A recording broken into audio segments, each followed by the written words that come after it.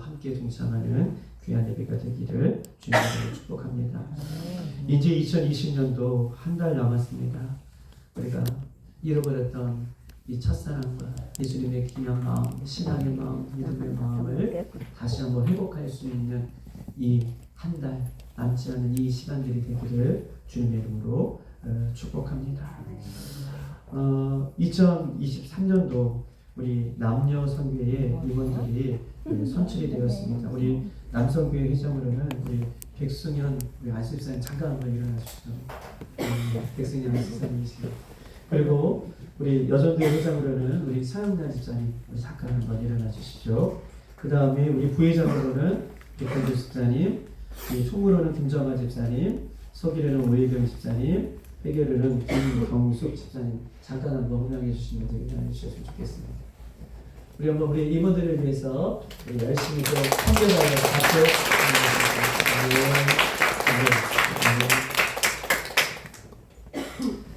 감사합니다.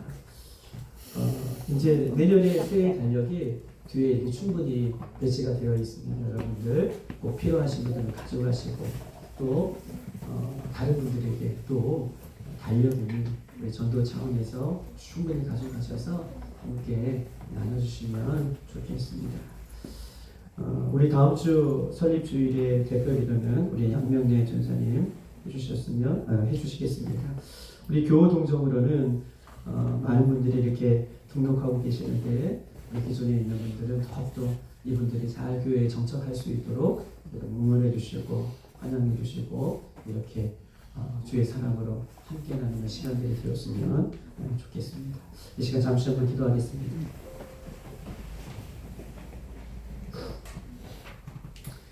죄인 한 사람이 회개하며 돌아오기까지 십자가의 사랑으로 우리를 끝까지 포기하지 않고 기다리고 계시는 인내의 예수님을 찬양합니다. 그를 아노라 하고 그의 계명을 지키지 아니하는 자는 거짓말하는 자요 진리가 그 속에 있지 아니하되 누구든지 그의 말씀을 지키는 자는 하나님의 사랑이 참으로 그 속에 온전하게 되었나니 이로써 우리가 그 안에 있는 줄을 아노라. 예수님을 믿는 성도들이 광야 같은 이 세상 속에서 살다가 예수님 십자가 앞에 다시 나왔습니다. 어떤 이는 광야에서 영적으로 죽은 삶을 살다가 나왔습니다. 어떤 이는 광야에서 예수님을 잃어버리고 살다가 나왔습니다. 어떤 이는 광야에서 온전히 예수님만 바라보며 살다가 나왔습니다. 예수님, 이 시간 용서하여 주옵소서. 이 시간 저희들을 긍휼히 여겨 주옵소서. 집 나간 둘째 아들을 기다리는 아비의 마음이 우리 예수님의 마음인데 예수님의 마음을 알지 못하고 자신의 소견을 오는 대로 여전히 살았음을 이 시간 고백합니다. 여호와께서 말씀하시되 오라 우리가 서로 변론하자. 너희 죄가 주홍 같을지라도 눈과 같이 이어질 것이요 지름같이 붉을지라도 양털같이 희게 되리라. 이 시간 주홍 같은 더러운 너희의 죄가 예수님의 보혈의 공로로 눈과 같이 휘어지게 하시고 지롱같이 붉은 내 죄가 양털같이 휘어지게 주님 도와주시옵소서. 우리의 예배가 예수님 기뻐하시는 예배가 될 수 있도록 인도하여 주시옵소서. 한 번의 예배로 인하여 예수님을 만나게 하옵소서. 한 번의 예배를 통해서 변화된 삶을 살게 하여 주시옵소서. 한 번의 예배를 통해서 예수님의 뜻대로 살 수 있도록 은혜를 더하여 주옵소서. 모든 것이 하나님의 것인데 하나님께서 저희들에게 허락하신 것의 일부를 마음을 닳고 믿음을 담아 다시 예수님 앞에 드리오니 이 작은 힘을 받아 주시옵소서. 어떤 이는 주의 헌금으로, 어떤 이는 12일조 헌금으로, 어떤 이는 감사 헌금으로, 어떤 이는 선교 헌금으로, 어떤 이는 여러 가지 목적 헌금으로 예수님의 것을 감사함으로 온 정성을 모두와 구별하여 예수님 앞에 드립니다. 들을 수 있는 믿음과 마음을 또 은혜를 우리에게 허락하여 주셔서 예수님 앞에 믿음으로 드릴 때에 이 땅에서 필요한 일용한 양식과 영적인 양식을 날마다 공급하여 주시옵소서. 믿음이 약하여 드리지 못하는 손길을 위로하여 주시고 모든 것의 주인이 우리 예수님이라는 사실을 잊지 않고 믿음으로 승리하게 하여 주시옵소서. 무엇보다 우리 연로하신 우리 장로님들과 권사님들 생명사계로 보호하여 주시고 모세처럼 끝까지 주님 앞에 쓰임을 받다가 주님께서 부르신 사명을 감당하다가 주님 앞에 서는 우리 어르신들이 될 수 있도록 주님 축복하여 주시옵소서.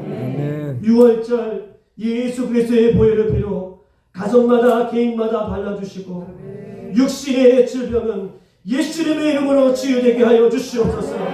육신의 질병은 예수님의 이름으로 떠나가게 하여 주시옵소서. 육신의 질병은 묶음을 묶고 치유되게 하여 주시옵소서. 영혼의 문제도 예수님의 이름으로 회복되게 하여 주시옵고 영혼의 모든 아픔들도 상처들도 쓴뿌리들도 예수님의 이름으로 치유되게 하여 주시옵소서. 이사를 준비하는 가정을 위해서 기도할 때에 이사의 문제가 모든 것이 형통하게 이루어지게 하여 주시고 가정의 생명을 놓고 기도하는 영혼들에게 가정의 생명의 은혜도 허락하여 주시옵소서. 믿음의 가정의 주인 되신 예수님을 찬양합니다. 먼저 믿음의 가정 안에 예수님을 믿지 않은 가족들을 주님 불쌍히 여겨주셔서 예수님을 믿는 구원의 역사가 일어나게 하여 주시고 예수님의 생명이 넘치는 가정들이 되어줄 수 있도록 인도하여 주시옵소서.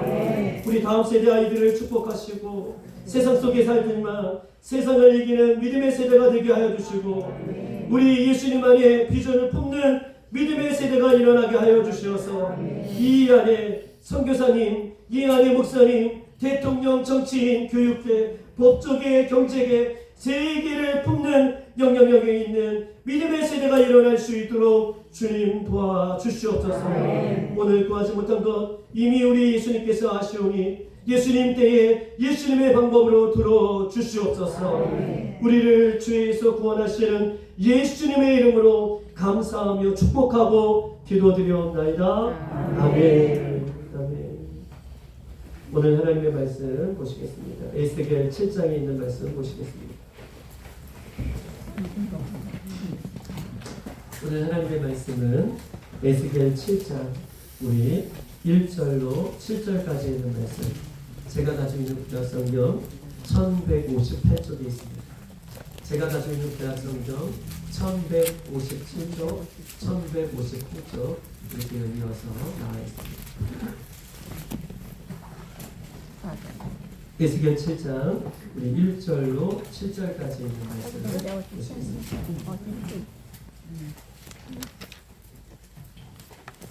에스겔 7장 1절로 7절까지 있는 말씀 저와 여러분 한 절씩 그렇게 교독하시겠습니다. 1절입니다. 또 여호와의 말씀이 내게 임하여 이르시되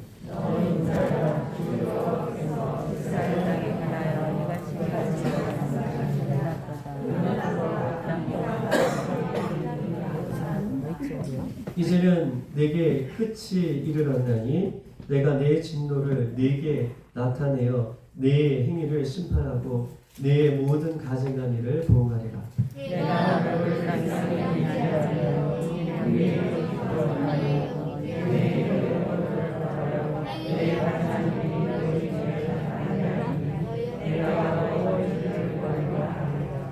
주 여호와께서 같이 이르시되 재앙이로다 비상한 재앙이로다 볼지어다 그것이 왔도다.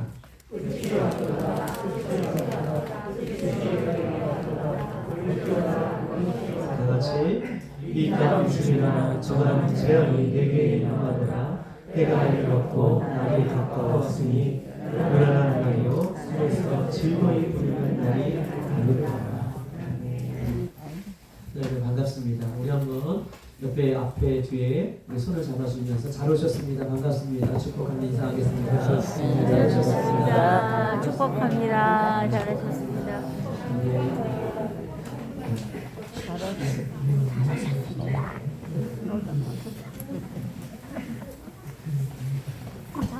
오늘 제목은 이 두 비유에 대한 말씀을 오늘 본문을 통해서 우리 한번 나눌까 합니다. 오늘 말씀이 좀 약간 어렵고 또 성경 구절을 좀 많이 찾아보는 이 말씀일지라도 오늘 이 우리에게 또 2022년을 마감하는 우리에게 필요한 말씀이기도 하고 우리가 꼭 붙잡아야 할 생명의 말씀이기 때문에 이 귀한 말씀이 저희들에게 영적으로 깨달아지는 시간이 되기를 소망합니다. 아멘. 우리가 금요일 날 이 말씀드렸듯이 이제 올 한 해도 달력이 한참 이제 밖에 남지 않았습니다. 금요 기도 시간에 사람들이 죽을 때에 후회하는 것은 무엇인가? 사람들이 죽을 때 후회하는 것은 못다 이룬 업적이나 또한 못다 이룬 꿈 때문에 후회하는 것이 아니라 다르게 살지 못한 것 때문에 후회합니다. 사람들이 죽을 때에 후회하는 모습을 보면 내가 못다 이룬 업적이 있구나. 이것들을 내가 다 못 이뤘구나. 또한 꿈이 있는데 이 모든 꿈을 내가 다 펼쳐보지 못했구나. 이것 때문에 후회하는 것이 아니라 사람들이 모든 사람이 죽을 때 후회하는 것이 한 가지 있는데 그것은 내가 다르게 살지 못한 것 때문에 후회를 하는 것이죠. 그렇죠. 네. 다르게 살지 못한 것 때문에 후회를 합니다. 또한 1년을 뒤돌아보면 우리의 삶의 모습들을 뒤돌아보면 후회하는 것들이 있는데 한 해를 뒤돌아보면서 못다 이룬 사역 때문에 혹은 못다 이룬 비전 때문에 우리 개인적인 우리의 모습들도 후회하는 것이 아니라 내가 좀 더 사랑해야 할 사람을 사랑하지 못한 것 때문에 혹은 내가 말씀대로 살지 못한 것 때문에 1년을 되돌아보면서 모든 사람들은 개인적으로 후회한다는 거예요. 1년을 되돌아보면서 못다 이룬 사역 때문에 못다 이룬 비전 때문에 꿈 때문에 사람들이 후회하는 것이 아니라 내가 말씀으로 더 사랑해야 할 사람을 사랑하지 못하고 내가 말씀대로 살지 못한 것 때문에 많은 사람들이 그렇게 한 해를 돌이켜보면서 후회를 합니다. 또한 죽음을 앞둔 사람은 내가 조금 더 많이 노력해서 몇 억을 더 벌어야 됐을 텐데 죽음을 앞둔 사람은 내가 조금 더 노력해서 어떤 직책을 얻어야 됐을 텐데 라고 하는 후회하는 사람들 없이 한결같이 모두가 내가 바르게 살지 못한 것 때문에 후회하는 모습을 우리는 마음과 경험할 수가 있는 것이죠. 이제 2022년 12월 이 마지막 한 달이라는 시간을 하나님께서 우리에게 남겨주셨습니다. 우리가 이 한 달 예수님을 믿는 믿음으로 말씀 앞에 바로 서는 그 믿음으로 신앙으로 후회 없는 이 한 달이 되기를 예수님의 이름으로 축복합니다. 사랑하는 여러분, 하나님께서 성경을 통해서 우리에게 주시고자 하는 것은 무엇입니까? 하나님께서 성경을 통해서 우리에게 주시고자 하는 것은 무엇일까요? 하나님께서 성경을 통해서 우리에게 주시고자 하는 것, 창조의 신비입니까? 아니면 이스라엘의 역사입니까? 아니면 축복받는 비결입니까? 하나님께서 성경 66권을 통해서 우리에게 주시고자 하는 것이 무엇일까요?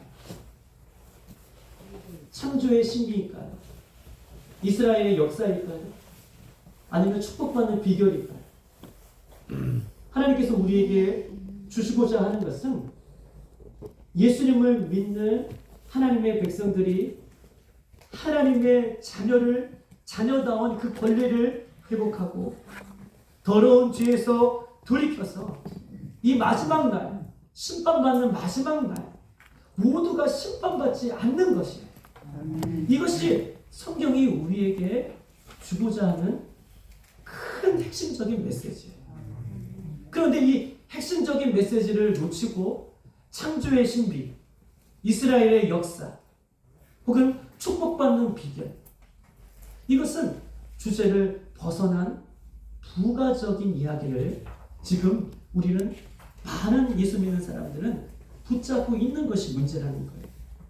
성경이 우리에게 주시고자 하는 핵심 메시지는 하나님의 자녀로서, 예수님을 믿는 성도로서 그 자녀다움을 회복하고 더러운 죄에서 회복한 그 자녀들이 더러운 죄에서 떠나 마지막 날 예수님이 다시 오시는 날 모두가 심판받지 않는 것이 성경이 우리에게 전하고자 하는 아주 중요한 메시지이고 일갈된 진리인 것을 우리에게 말씀하고 있는 것입니다. 아멘.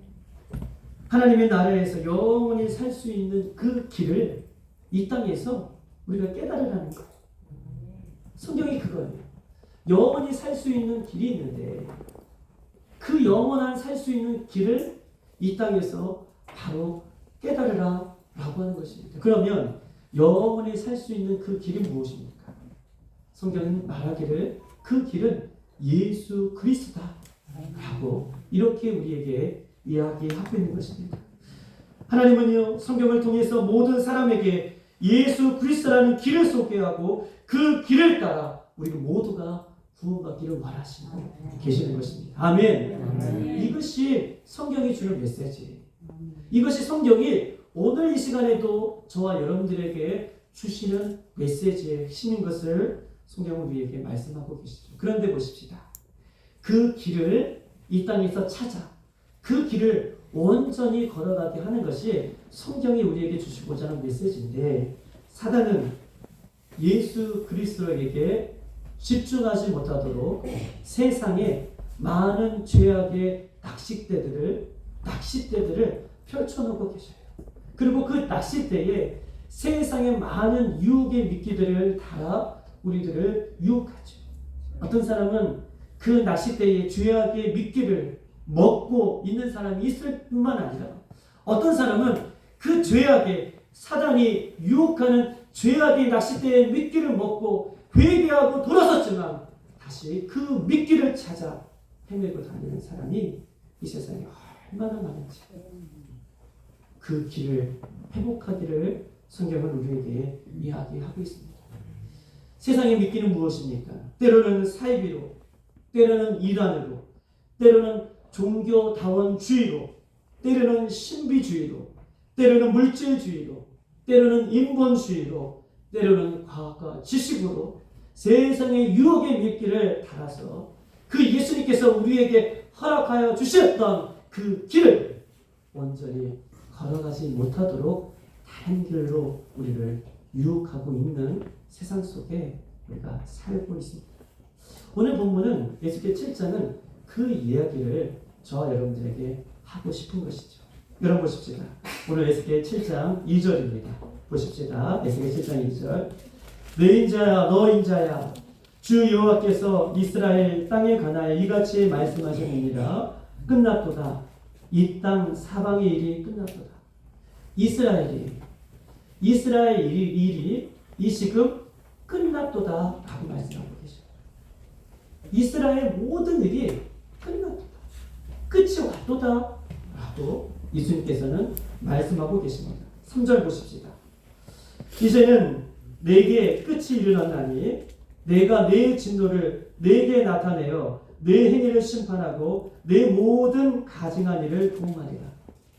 끝난 것으로 끝난 것이 아니라 이제 심판할 때가 있다라고 하는 거예요. 그러면서 내가 너 행위대로 보응할 것이다 라고 예수님 말씀하고 계십니다. 5절 보십시다. 주 여호와께서 이같이 이르시되 재앙이로다. 비상한 재앙이로다. 볼지어다. 이것이 왔도다. 예수님께서 말씀하고 계시는 데에 뭐라고 얘기하냐면 재앙이로다. 재앙이 그냥 재앙이 아니라 비상한 재앙이로다. 어떤 재앙이라고 얘기하고 있습니다. 이것은요, 한 번도 일어나지 않는, 세상에서 일어나지 않는 이 끝 비상한 재앙이 이또다, 이 재앙이로다 라고 예수님께서는 지금 말씀하고 계십니다. 6절 보십시다.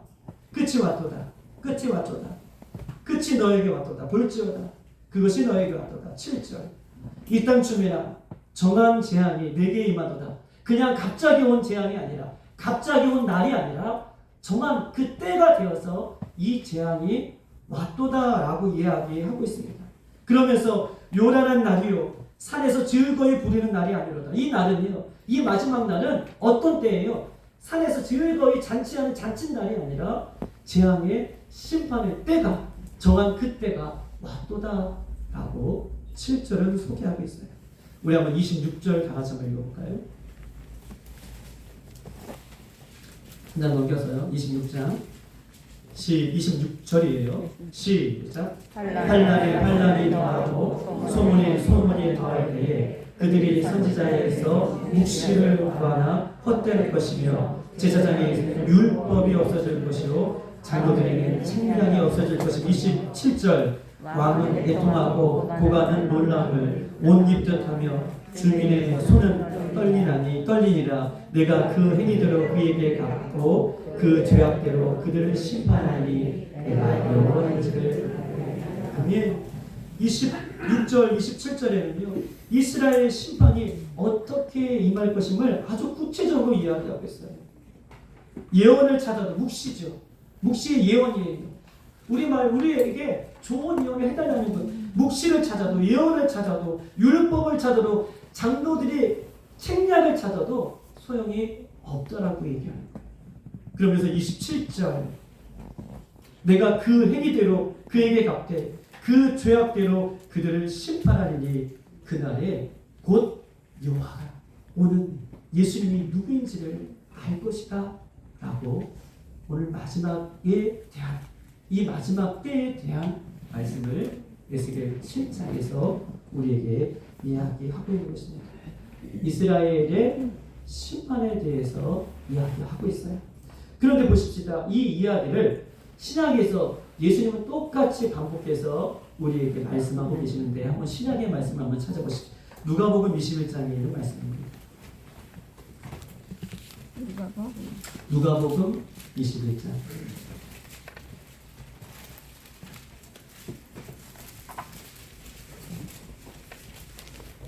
25절 26절입니다.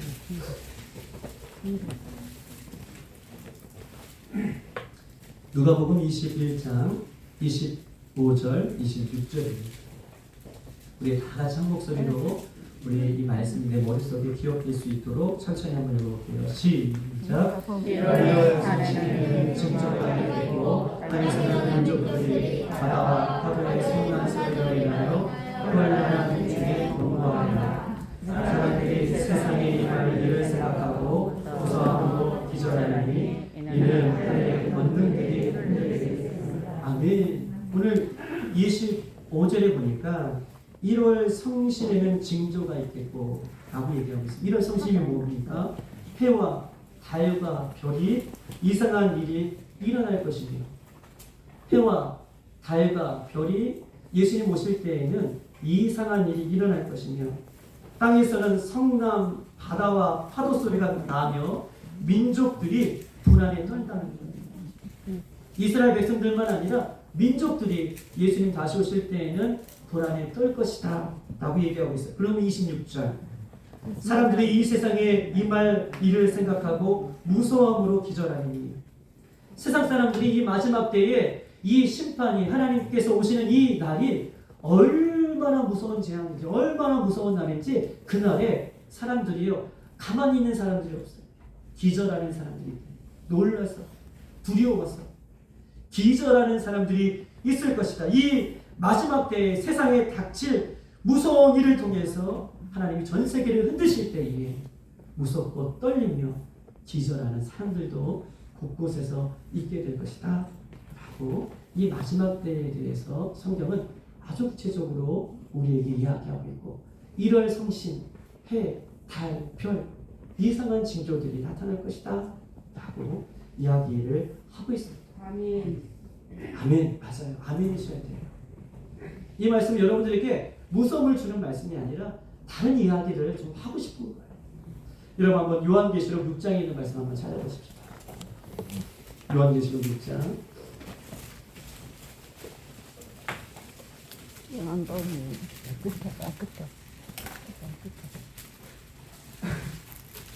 참 찾아주셔서 감사해요. 이렇게 청록색 못 찾으시는 분은 같이 이렇게 좀 찾아주면서 한번 보셨으면 좋겠어요. 요한계시록 6장 15절 17절에 있는 말씀 한번 보십시다. 17절까지 있는 말씀 요한계시록 6장 15절, 16절, 17절 다 같이 한번 읽어볼게요. 시작. 땅의 임금들과 왕족들과 장군들과 보좌들과 강한 자들과 모든 종과 자유인들과 산들의 바위 틈에 숨어 산들과 바위에서 말하되 우리 위에 떨어져 보좌에 계신 이의 얼굴을 보면서 그 어린 양의 진노에서 우리를 가리라. 그들의 진노의 큰 날이 이르렀으니 누가 능히 서리요. 아멘. 요한계시록 6장 15절로 17절까지도 말씀도 예수님 다시 오실 마지막 때에 대한 말씀을 이야기하고 있는 것이죠. 15절 땅의 임금들과 왕족들과 장군들과 보좌들과 강한 자들과 모든 종과 자유인과 굴과 산들의 바다의 틈에 숨어 모든 사람이 마지막 때에 어떻게 해요? 왕부로부터 모든 지혜의 고아를 남녀노소를 지혜 동반하고 마지막 때에 숨는다는 거예요. 16절 산들과 바위에서 산들과 바위에게 말하되 우리 위에 떨어져 보좌에 앉으신 이의 얼굴에서와 그 어린 양의 진노에서 우리를 가리라. 이 말씀은 무엇입니까? 산들과 바위가 흔들려서 우리를 좀 보호해달라는 거예요. 마지막 때에 산들과 바위가 흔들려서 우리를 좀 보호해달라. 무너져서 우리를 좀 보호해달라. 왜 보호해달라는 거예요? 하나님과 어린 양의 진노에서 우리를 좀 보호해달라. 얼마나 무서웠으면 우리를 좀 보호해달라라고 얘기하고 있어요. 숨고 보호해달라. 바위가 산들과 흔들려서 우리를 좀 진노에서 보호해달라라고 얘기합니다. 그러면서 17절 그들의 진노의 큰 날이 이르렀으니 누가 능히 소리요 하라. 하나님의 심판의 날이 드디어 왔으니 누가 그것을 견딜 수가 있느냐. 아무도 그 심판날에 견뎌 이길 수 있는 사람이 없다라고 요한계시록 6장에 우리에게 말씀하고 계십니다. 보십시다. 에스겔 7장을 우리가 봤고 누가복음 21장을 봤고 오늘 이 요한계시록에 있는 말씀도 우리가 6장을 보았습니다. 천국이 임하는 마지막 때에 예수님의 심판에 대한 확고한 말씀이죠. 즉 다시 말해서 보십시다. 예수님의 마지막 때에 하나님이 다시 오시는 날은 오지 않는다고 얘기하는 것이 아니라 확고하게 말씀에 기록된 대로 이렇게 온다는 말씀이에요. 예수님께서 마지막 때는 이렇게 확고하게 말씀해 주셨던 것처럼 변함없이 변함없는 하나님의 진리의 말씀대로 이 땅에 그대로 임한다는 말씀을 지금 하고 계신다는 것이죠. 마지막 날 이 땅에 사는 사람들이 어떻게 두려워할 것인지 정말 정확하게 표현하고 있는 말씀입니다. 사랑하는 성도 여러분, 오늘 오신 여러분, 우리는 이렇게 반드시 임하게 될 예수님의 심판, 이것이 얼마나 신체인지, 이것이 진심인지 믿고 계십니까? 사랑하는 여러분, 또 말씀을 증거하는 나뿐만 아니라 저뿐만 아니라 오늘 이 자리에 앉아 계신 여러분, 오늘 이 에스겔의 말씀도 누가복음의 말씀도 요한계시록에 있는 말씀도 이 말씀이 여러분 가운데에 얼마나 실체로 믿고 계시냐고, 얼마나 실체로 다가오고 계시냐고, 얼마나 실체로 우리가 이 말씀을 아멘으로 받고 계시냐고 지금 묻고 있는 것입니다.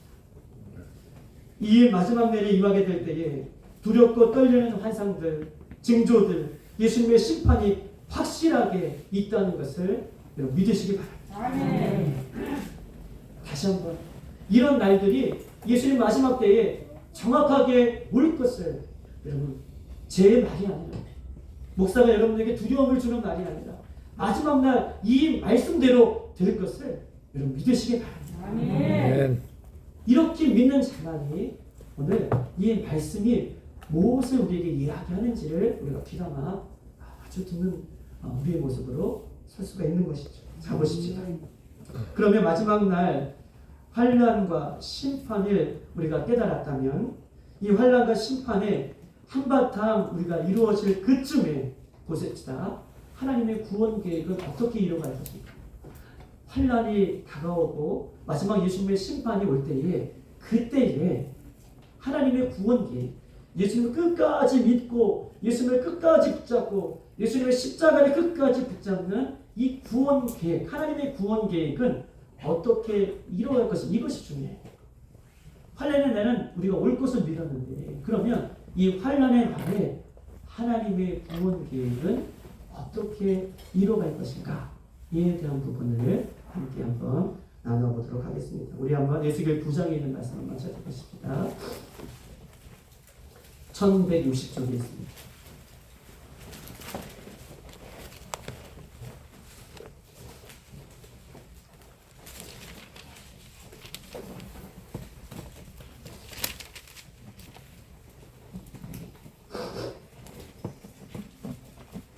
에스겔 9장 우리 한번 1절을 다 같이 한번 읽어볼까요?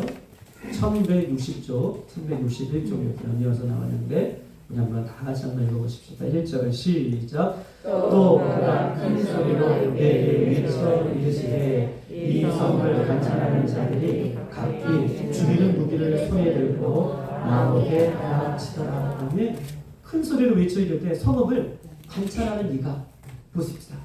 마지막 때에 성읍을 관찰하는 이가 가만히 이 땅을 지금 바라보는 이가 있다는 거예요. 마지막 때에 성읍을 그냥 바라보는 것이 아니라 관찰한다는 거예요. 누가 누구인지, 누가 어떤 모습인지, 누가 누구인지를 성읍을 관찰하는 이가 이르시되 무기를 손에 들고 나오라고 하라 하시더라. 그 성읍을 관찰하는 이가 누구에게 얘기를 했다는 거예요. 손에 무기를 들고 나와라 라고 이야기를 했다는 것입니다. 즉 성읍을 벌할 사람을 각 사람에게 성읍을 벌할 각 사람에게 무기를 들고 나와라 라고 얘기합니다. 2절 나가서 한번 해볼까요?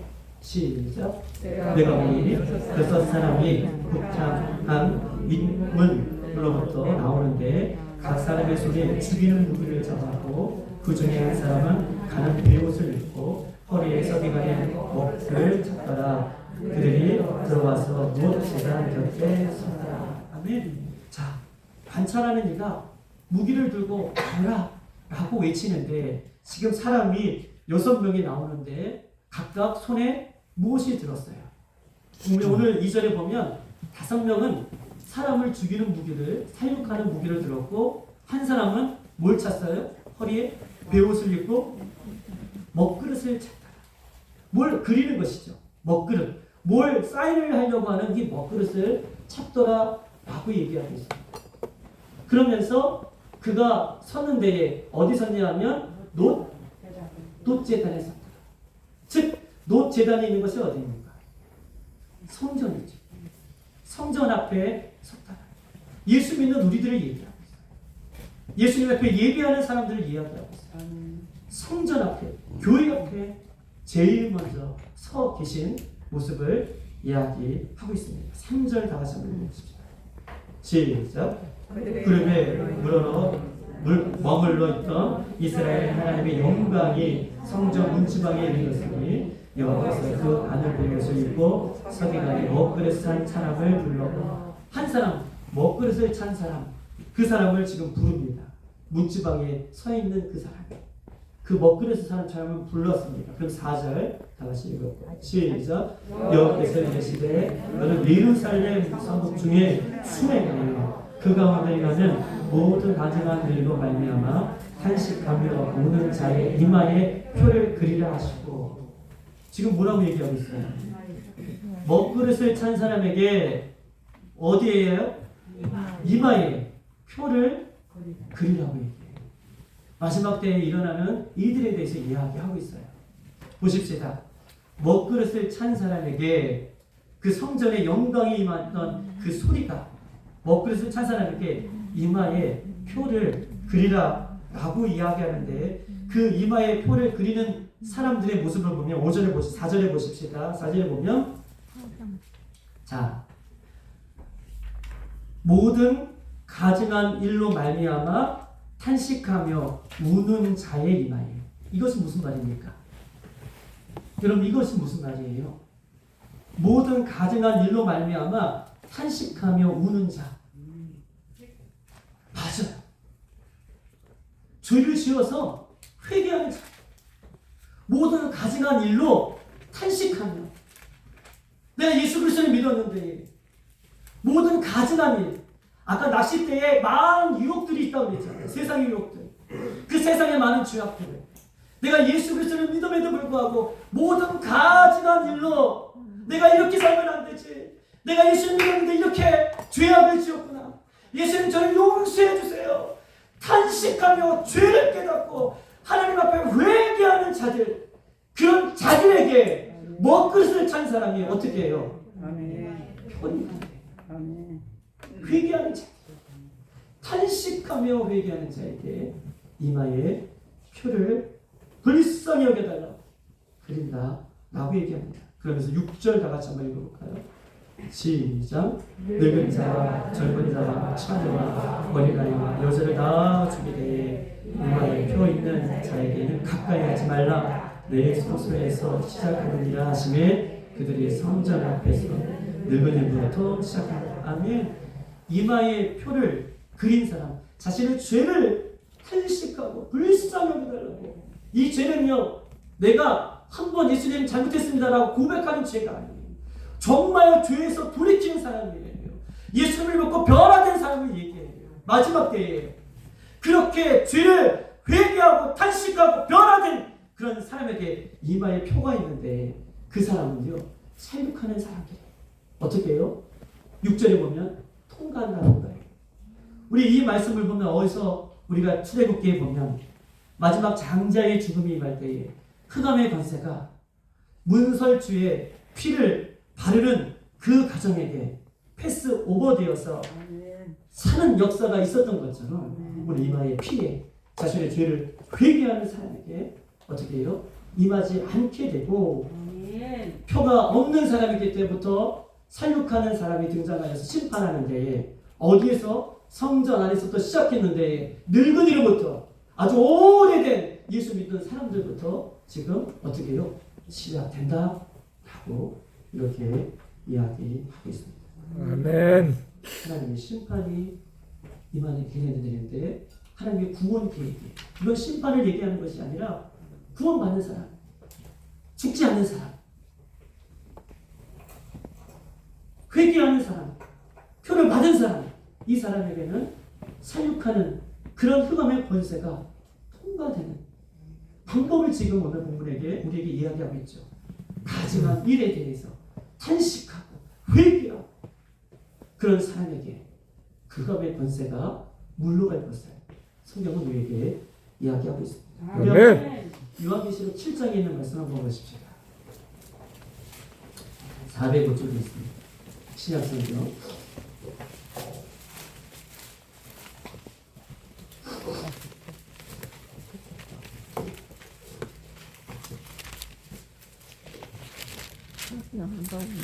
요한계시록 7장 1절에서 3절까지 있는 말씀 우리 한번 천천히 한번 읽어보겠습니다. 시작. 이후에 내가 네 천사가 땅 네 모퉁이에서 선 것을 보니 땅의 사방의 사람을 바람을 붙잡아 바람으로 하여금 땅이나 바다에나 각종 나무에 불지 못하게 하라. 또 봄에 다른 천사가 살아계신 하나님의 인을 가지고 해에 흐르는 데로부터 올라와서 땅의 바다를 해롭게 할 권세를 받은 네 천사를 향하여 큰 소리로 외쳐 이르되 우리가 우리 하나님의 종들의 이마에 인치기까지 땅이나 바다나 나무들을 해하지 말라. 아멘. 여기도 같은 말들이 지금 반복되어 나와 있습니다. 요한계시록 7장에도 하나님의 예루살렘을 심판하실 때 이 마지막 때에 가증한 일에 동참하지 않는 자들, 회개하는 자들을 구별하여 주시고 이마에 인을 받게 하시는 그 장면을 우리가 보았듯이 오늘 요한계시록 7장에도 그런 같은 내용을 지금 본문을 우리에게 이야기하고 있어요. 보십시다. 1절에 하나님의 천사가 사방의 바람을 붙잡아, 하나님의 천사가요 바람을 지금 붙잡고 있어요. 땅에서나 바다에서나 불지 못하게 하더라. 하나님의 천사 모세예요. 바람을 붙잡고 있는 것은요, 환란의 바람이에요. 마지막 때에 심판의 바람을 지금 붙잡고 있는 거예요. 이 붙잡은 손을 놓기만 하면 어떻게 해요? 지금 환란의 바람, 심판의 바람, 이 심판의 바람이 오기 직전이라는 거예요. 제 말이 아니라 오늘 요한계시록 7장에 그렇게 써 있습니다. 하나님의 천사가 바람을 붙잡고 있는데 이 바람을 땅에서나 바다에서 모든 곳에서 지금 붙잡고 있더라. 지금 폭풍 전야라는 것들을 이야기하고 있고, 폭풍 전야라는 것은 아직까지도 우리에게 기회가 있다는 것을 지금 말씀하고 있는 것입니다. 2절 보십시다. 또 다른 천사가 살아계신 하나님의 인을 가지고, 한 천사는 그 바람을 붙잡고 있고, 다른 한 천사가 인을 가지고 해 돋는 데서 올라와서 네 천사에게 크게 외쳐 이르되, 한 천사가 인을 가지고 네 천사에게 뭐라고 외쳤습니다. 3절이죠. 한번 다 같이 한번 3절 읽어볼까요? 3절 다 같이 시작.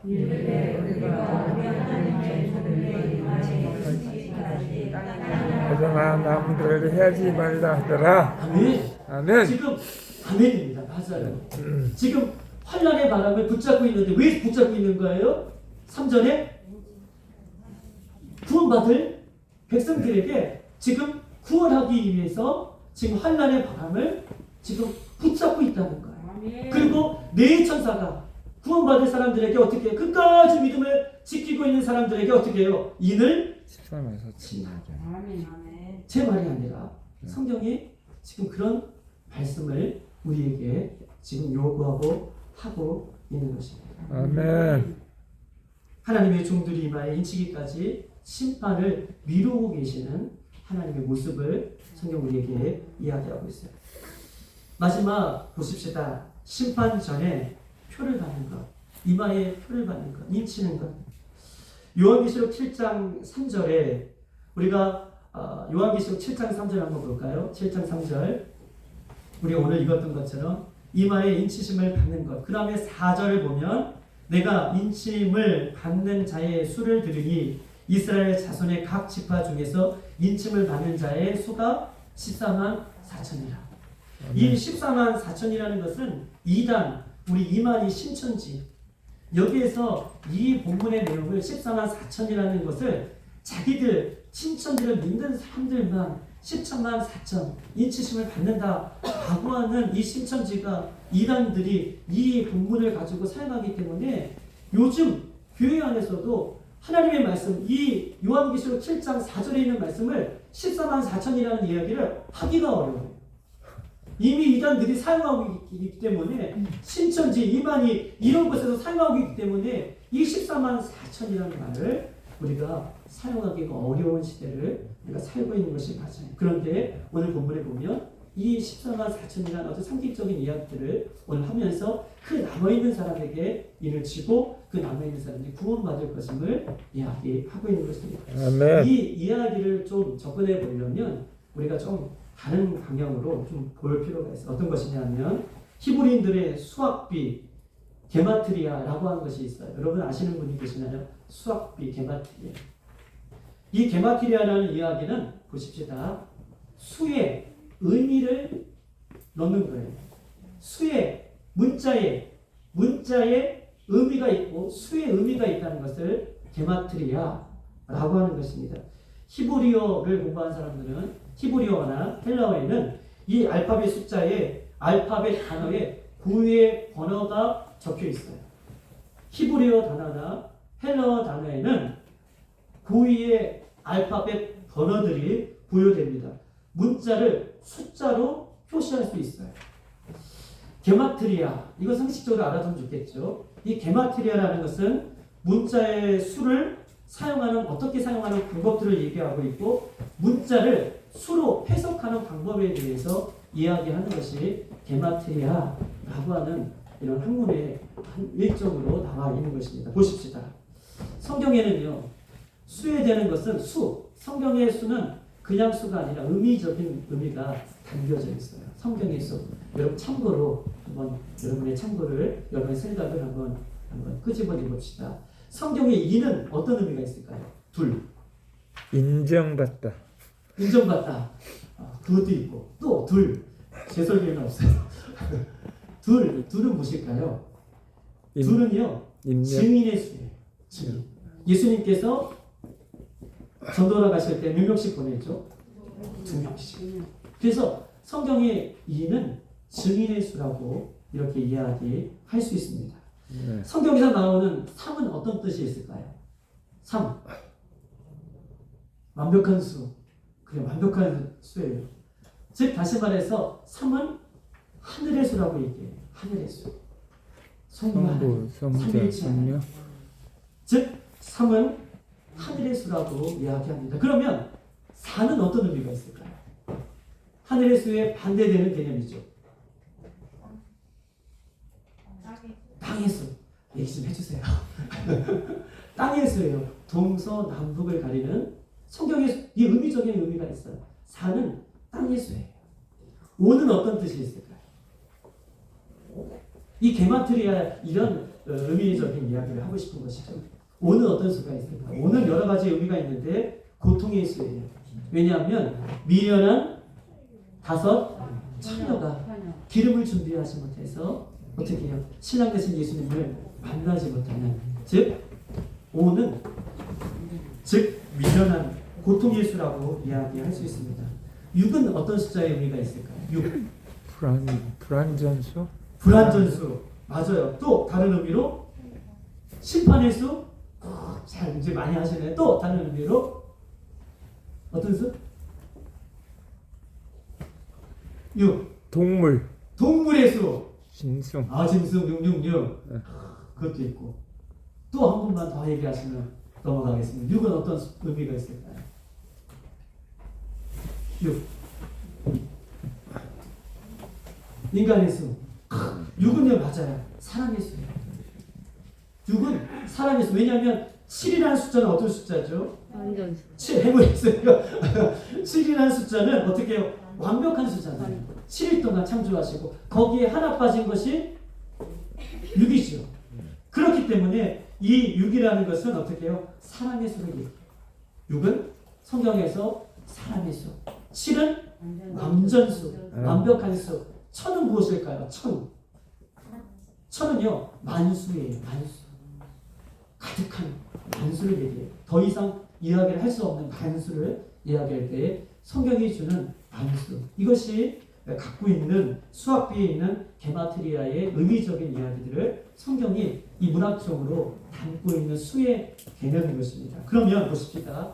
7과 12. 우리가 7, 아까도 말씀드렸던 것처럼 7은 성경적인, 12는 성경적인 상징이 있는데 우리가 잘 알고 있는 것처럼 7 등잔대, 7 별, 7 교회, 7 영, 7 뿔, 7 천사, 7 우리, 7 인, 7 나파, 7 대적. 즉 다시 말해서 완전함을 의미하고 있는 것이 7이라고 얘기했듯이 하나님은 완전하심과 하나님의 완전하심과 하나님이 행하시는 모든 것들은 완전하다는 거예요. 할렐루야. 7 교회, 7 등잔대, 7 뿔, 나팔, 대적, 어떤 이런 모든 것들이 하나님이 행하시는 7은 하나님이 행하시는 모든 것은 완전하다는 거예요. 하나님 마지막 때에 임할 하나님의 심판도 완전함을 이야기하고 있는 것입니다. 여러분 12는 뭐할까요? 12는요 하나님의 백성의 수예요. 하나님의 통치를 말하고 있어요. 12 하나님의 백성, 하나님의 통치, 12별, 12지파, 12사도, 12문, 12진주, 천국, 새하늘과 새 땅, 즉 하나님의 통치가 완벽하게 실현되는 그 하나님 나라, 하나님의 백성들이 들어갈 수 있는 완벽한 그 나라를 이야기할 때에 12라는 숫자를 성경에서 사용하는 것입니다. 이렇게 성경에는 이 숫자적인 의미가 담겨져 있어요. 여러분 보십시다. 이 요한계시록 7장 14절 많은 사람들이 이야기하는데 저도 조심스럽게 이야기한다면 12는 하나님의 백성의 수라고 얘기하고 있어요. 즉 하나님의 백성을 대표하는 12지파죠. 하나님의 백성의 수가 12라고 말씀했던 것처럼 12는 하나님의 백성을 대표하는 12지파예요. 거기에다가 아까 천은 무슨 수라고 했죠? 만수예요. 만수를 곱하면 12,000이 나요. 근데 12,000은 그냥 나온 것이 아니라 우리가 요한계시록 7장 5절로 8절 한번 보십시다. 7장 5절로 8절 쭉 읽어보면 12지파에 인을 받는 사람 숫자가 나와요. 시작. 유다 지파 중에 인침을 받는 자의 12,000이요 루벤 중에 1만 쭉 내려가면서 8절까지 베냐민 12,000이다. 즉 하나님의 대표하는 사람들의 지파에 그 인침을 받는 사람의 숫자가 어떻게 해요? 12,000. 12지파를 곱하면 몇 명이 나와요? 맞아요. 오늘 본문에 14만 4천 명이 나오는 것임을 그렇게 상징적으로 우리에게 이야기를 하고 있는 것입니다. 여러분 7장 3절 인을 친다 라고 하는데 보십시다. 마지막 때에 하나님께서 하나님의 백성들에게 인을 치시는데 인을 친다 라고 하는 헬라어 동사는 스프라라기조예요. 스프라라기조. 이 스프라라기조는 어떤 말이냐면 도장을 찍다, 봉인하다, 소유권을 보호하다 이런 뜻이 있어요. 도장을 찍다, 그 다음에 봉인하다, 소유권을 보호하다. 너는 내 것이야 라고 한 번 인치심을 받았다면 절대 그것은 어떻게 해요? 빼앗기지 않는다는 거예요. 절대 심판을 받지 않는다는 것을 얘기하고 있어요. 할렐루야. 이것이 인치심을 이야기를 하고 있는 것입니다. 인치는 것은요, 하나님께서 끝날 때까지 그들을 구별하여 지켜주신다는 약속을 성경은 우리에게 말씀하고 계십니다. 마지막 때에 예수님의 마음과 우리의 마음이 같을 때에 마지막 때에 예수님의 탄식하는 그 소리가 우리 속에 들릴 때에 즉 다시 말해서 우리는 죄를 온전히 회개할 수 있고 끝까지 믿음을 지키는 사람에게 하나님께서 이런 은혜를 우리에게 허락해 주실 거예요. 그렇기 때문에 하나님의 마음과 우리의 마음이 날마다 하나가 되어서 이 땅에 살 것을 우리에게 오늘 본문은 요구하고 계십니다. 자, 하늘의 바람이 불고 마지막 심판할 때에 하나님께서 이 마지막에 이 환란의 심판들을 붙잡고 있을 때에 어떻게 하나님께서 구원하시냐? 이렇게 두 가지 회개하는 자들과 하나님의 마음으로 그 합한 마음으로 살고 믿음으로 산 자들에게 하나님의 구원 계획은 이렇게 이루어갈 것임을 우리에게 본문 이야기하고 있는 것입니다. 자, 보십시다. 우리 14장 1절을 한번 볼까요? 요한계시록 14장 1절.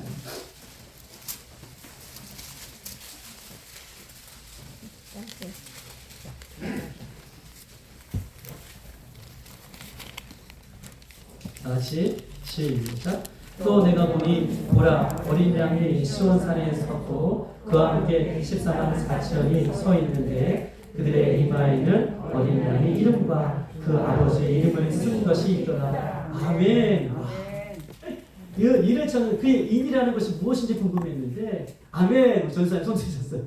아멘. 그 인이 뭐냐 하면 14장에 보면 이 이마에 어린 양의 이름과 그 아버지의 이름이 쓴 것이다.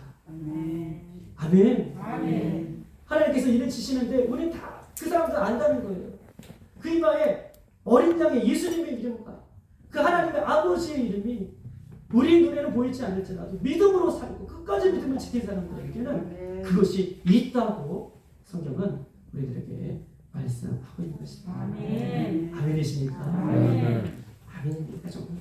그러면서 이 요한계시록 13장에는 이 우상에게 경배하는 짐승이 받는 표에 대해서 오늘 대조적으로 이야기하는 거예요. 오늘 두 비유잖아요.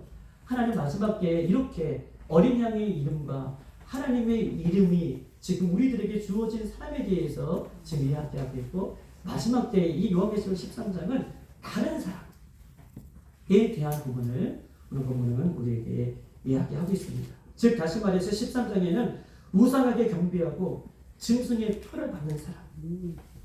에스겔 7장의 표는요 심판을 면하는 표라고 얘기하지만 요한계시록의 7장에도 그 심판을 면하는 표를 이야기하고 있지만 그러나 어떻게 해요? 이 13장에부터는 심판을 받는 사람들이 받는 표도 있음을 성경은 우리에게 이야기하고 있는 것입니다. 우리 한번 13장 8절로 9절까지 말씀 보십시오.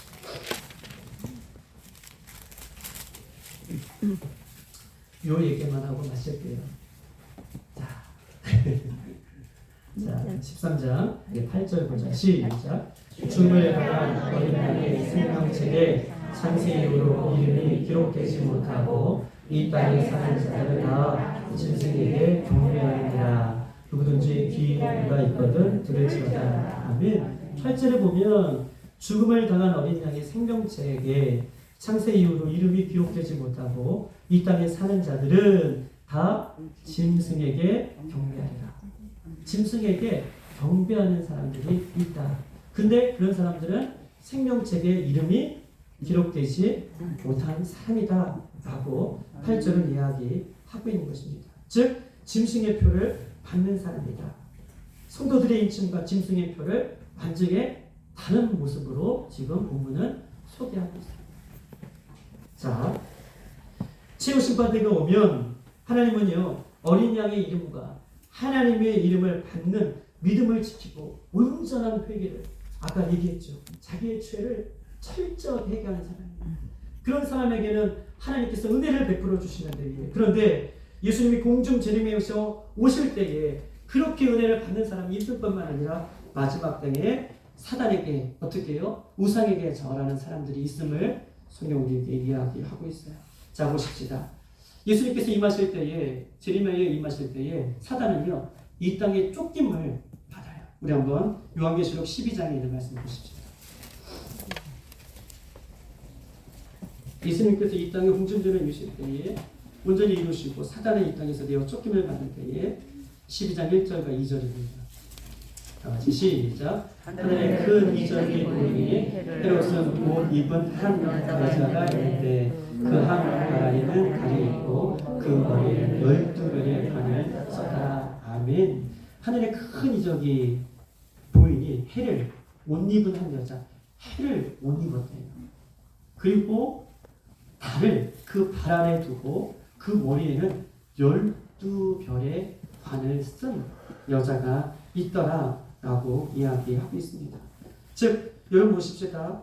해를 입었다는 것은 하나님의 택함을 받고 하나님의 영광을 표현하고 있는 것이고, 달을 밟고 있다라고 하는 것은 사명을 감당하는 사람을 이야기하고 있는 것이고, 12별이라는 것은 이스라엘을 표현하고 있는 거예요. 아까 12를 이야기했던 것처럼 이스라엘을 표현하고 있는 것처럼 온 세계를, 이스라엘이 이 세계를 대표하는 것처럼 온 세계를 지금 이야기를 하고 있는 것입니다. 자, 5절을 다 같이 읽어볼까요? 시작. 여자가 아들을 낳으니 이는 장차 철창으로 만국을 다스릴 남자라. 그 아이를 하나님 앞과 그 보좌 앞으로 올려하더라. 하면 그 여자가 낳은 사람이 누구냐면 한 남자인데 힘을 갖고 철창을 가지고 만국을 다스리는 남자라. 곧 누구예요? 맞아요. 할렐루야. 예수님을 이야기하고 있어요. 그 예수님을 낳은 여자가 예수님이신데 만국을 다스리는 예수님이 이 땅에 오셔서 죽으시고 부활하셔서 지금 하늘로 올라가셨다. 하나님 보좌에 계신다는 의미를 지금 예수님을 상징해서 5절에 계속해서 말씀하고 있는 것입니다. 그러면서 7절에 보십시다. 다 같이 한번 읽어볼까요? 시작. 하늘에 전쟁이 있으니 미가엘과 그의 사자들이 용과 더불어 싸울 때 용과 그의 사자도 싸우라. 아멘. 하나님 예수님께서 하늘로 올라가시고 지금 어떤 일이 벌어졌어요? 지금 하늘에서 전쟁이 일어납니다. 7절에 그 전쟁의 주체가 용이 아니라 미가엘이 전쟁을 일으켜요. 여러분 미가엘은 누굽니까? 미가엘은 천사죠. 천사 중에서 어떤 천사예요? 천사죠. 맞아. 천사의 우두머리인데 우리 한번 찾아볼까? 다니엘 12장 1절.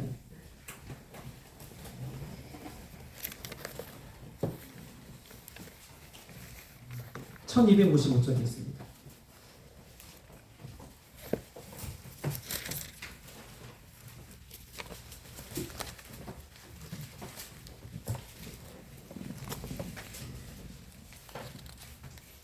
(1절) 다 같이 한번 읽어볼까요? 시작. 그때에 내 민족을 호위하는 큰 군주 미가엘이 일어날 것이요 또 환란이 있으리니 이는 개국 이래로 그때까지 없던 환란일 것이며 그때의 내 백성 중 책에 기록된 모든 자가 구원을 받을 것이다. 아멘. 미가엘에서 얘기하며 이스라엘을 호위하는 우두머리 천사장을 지금 이야기하는데 이 이스라엘을 호위하는 이 천사장 미가엘이 어떻게 해요? 하늘에서 전쟁을 지금 치르고 있는 모습을 성경 우리에게 이야기하고 있어요. 근데 그 전쟁을 치를 때 그 전쟁이 개국 이래에 이제도 없었고 이후에도 없을 그런 전쟁인 것을 성경 우리에게 이야기하고 있습니다. 자, 요한계시록 12장 다시 한번 넘어가서요.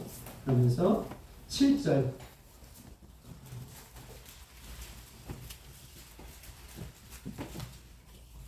자, 9절을 한번 읽어볼까요? 9절 시작. 큰 영이 내 쫓기니 옛뱀 곧 마귀라고도 하고 사탄이라고도 하며 온 창을 꿰는 자라. 그가 땅으로 내쫓기니 그의 사자들도 그와 함께 내쫓긴다. 아멘.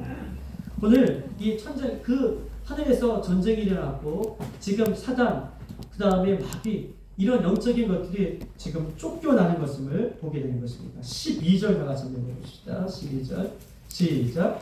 그러므로 하늘과 그 가운데 거하는 자들은 즐거워하더라.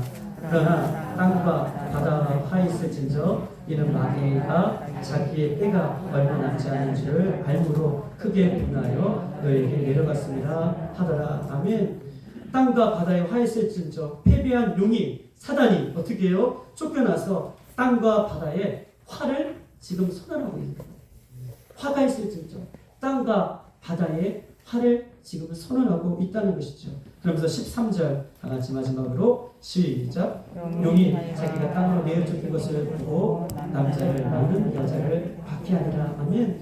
남자를 낳는 여자를 박해하니라. 예수 믿는 사람 모두를 어떻게 해요? 지금 박해할 것을 이야기를 하고 있는 것입니다. 이 땅에 내어쫓긴 사단은요, 공중 권세를 잡은 사단은 이 땅에 남아있는 교회와 믿고 끝까지 믿음을 지키는 성도들을 지금요 가만두지 않는 것을 이야기하고 박해하리라. 지금 전쟁을 치리라 라고 이야기를 하고 있는 것입니다. 이런 보십시다. 사단은 영적인 존재이죠. 사단을 따르는 귀신들도 영적인 것들입니다.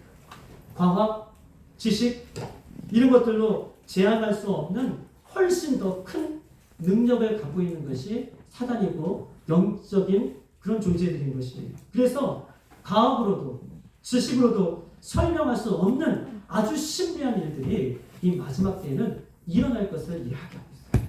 사람들이 이 땅 가운데 내어쫓겨서 믿는 사람들을 넘어뜨리고 믿음에서 실족하게 하는데 그 사단은 영이기 때문에 귀신들은 영이기 때문에 과학으로도 그 어떤 것으로 증명할 수 없는 그런 신비한 일들이 마지막 때는 일어날 것을 성경이 이야기하고 있습니다. 사단은요 짐승에게 능력을 주어서 세상을 지배하도록 다스리게 될 것임을 성경 오늘 요한계시록 12장에는 우리에게 말씀하고 계십니다.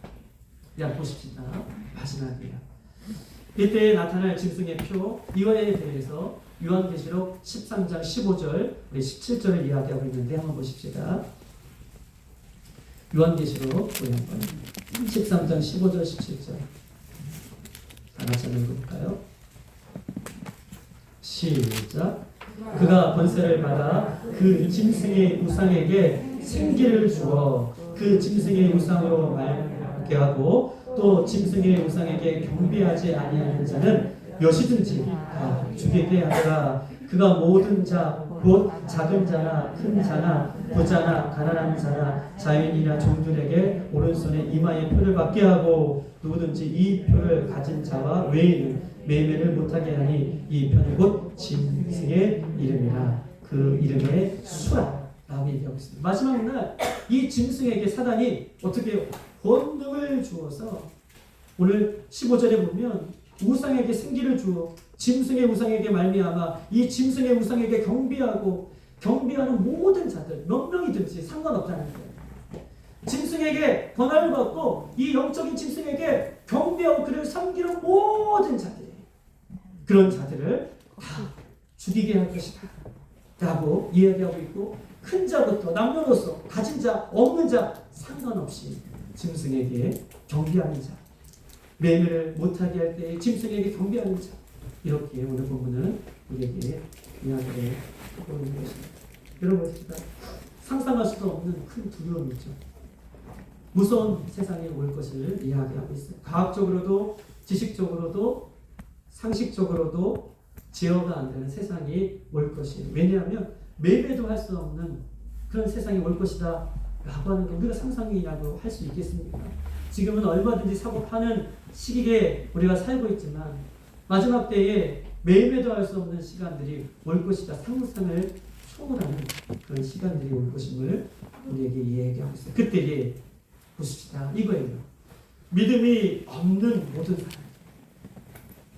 믿음을 지키지 못한 사람들이, 두 번째로는요, 자신의 죄를 온전히 회개하지 못한 사람들, 그들의 영을 꿰고는 모든 사람이 짐승에게 절하여서 어떻게 해요? 하나님의 심판을 받을 것임을 지금 이야기하고 있는 것입니다. 아멘.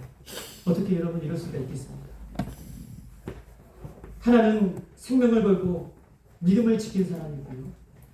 한 사람은요, 사단의 유혹에 미혹되어서 내 소견에 오른 대로 그까지 내가 중심이 되어서 살아가는 사람일 것입니다. 마지막 때가 되면 예수님을 믿는 사람과 사단에게 유혹에 넘어간 사람들은 정확하게 구별될 거예요. 왜냐하면 아까도 예수님께서 말씀하셨지. 예수님을 믿는 사람은 이마에 인치심을 예수님의 이름과 하나님의 이름. 마지막 때에 그 믿음을 끝까지 지키지 못한 사람에게는 어떻게 해요?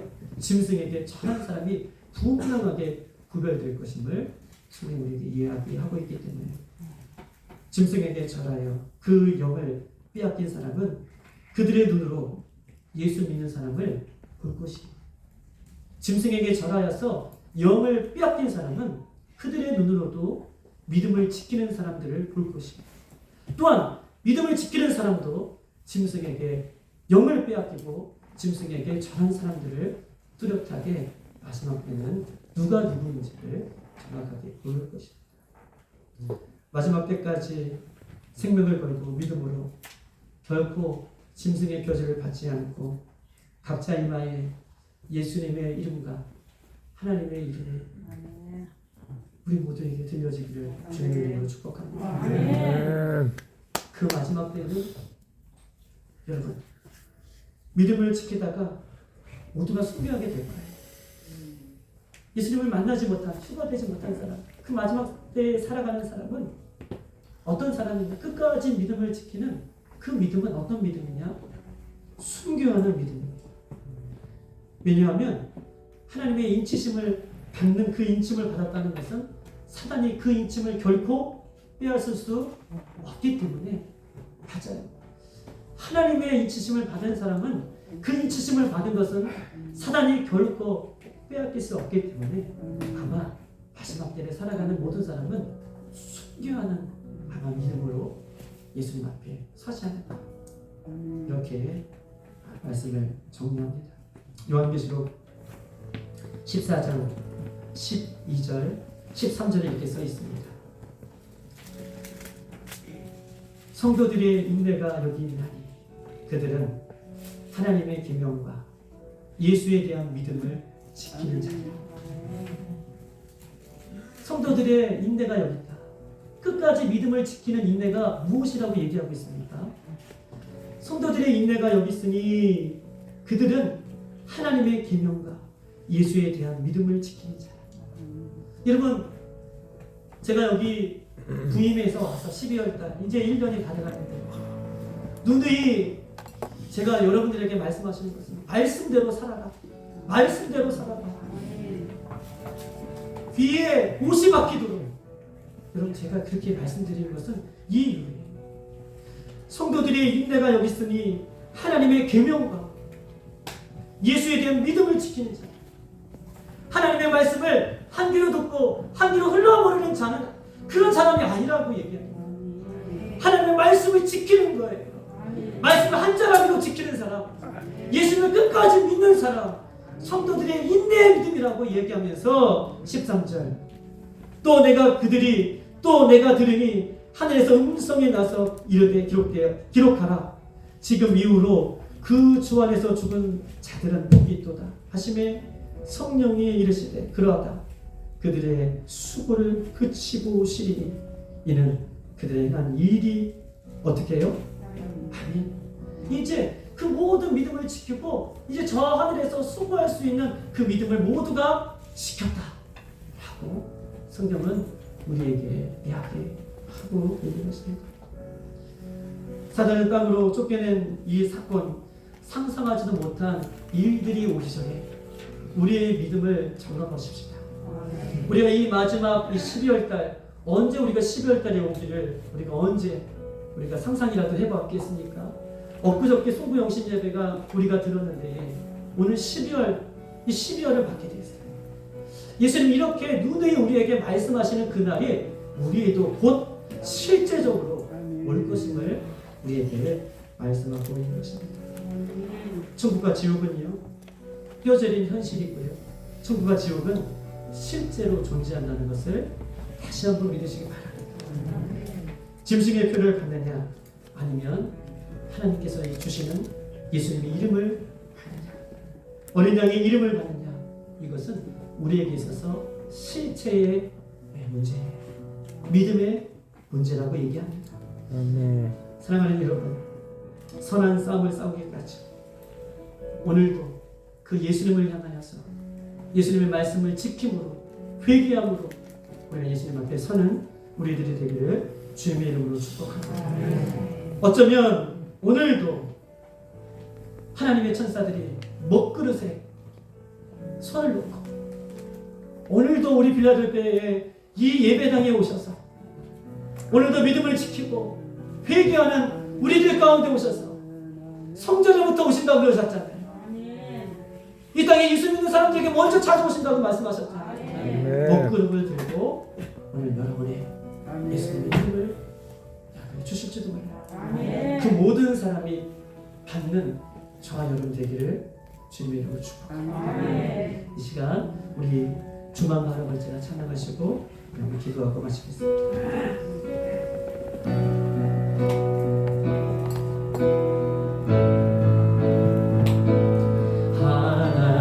하나님의 사랑을 사모하는 자, 하나님의 평안을 바라보는 자, 너의 모든 것 창조하신 우리 주님이 너를 얼마나 사랑하시는지.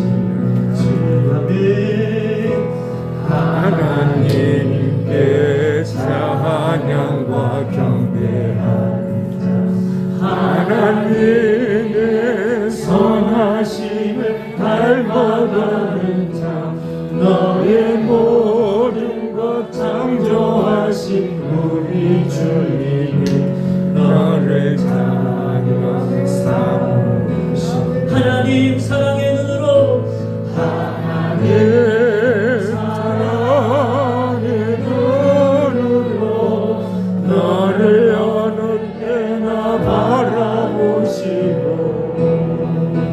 하나님 자비로서 언제나 너에게 기울이시니 어두움에 밝은 빛을 비춰주시오. 너의 작은 시련에도 응답하시니 어느 곳에 있든지 주를 향하고 주만 바라보고. 이번에는 여러분들만 믿음으로 찬양하고 하나님의 사랑을, 하나님의 사랑을 하나님의 평안을 바라보는 자, 의 모든 것 창조하신 우리 주님이 너를 얼마나 사랑하시는지.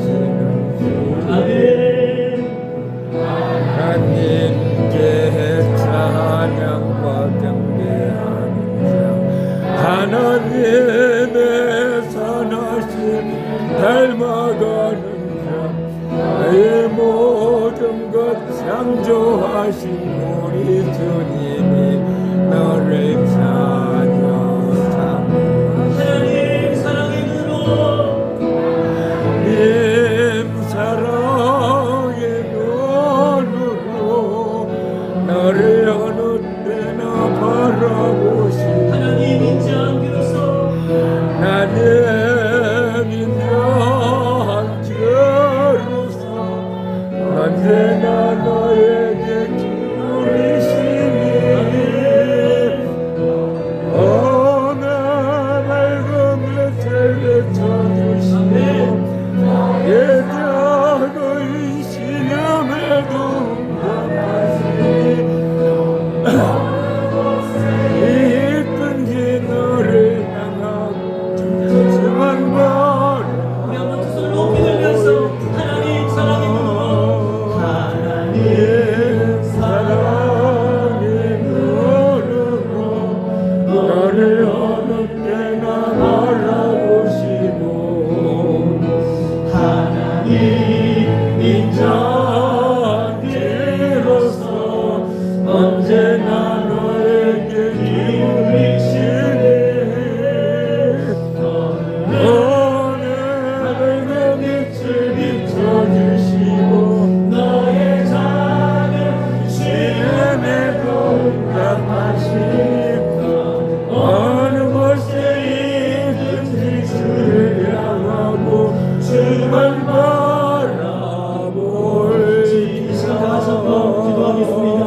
이 시간 기도할 때에 하나님께서 이 시간 하나님이 환란의 바람을 손에 움켜쥐고 아직까지 우리에게 주시지 않은 이 때에 하나님 우리가 철저하게 우리의 죄를 회개하며 믿음 가운데 예수님 앞에 서기를 원합니다. 예수님 하나님의 말씀을 율법을 온전히 지켜 행함으로 하나님 살아가는 우리들이 되기를 원합니다. 끝까지 예수님을 믿음으로 끝까지 예수님을 사랑함으로 끝까지 예수님 앞에서는 예수님을 바라보는 귀한 믿음이 되어줄 수 있도록 인도해달라고 우리 회개하는 마음으로 이 시간 주여 먹으러 기도하겠습니다. 주여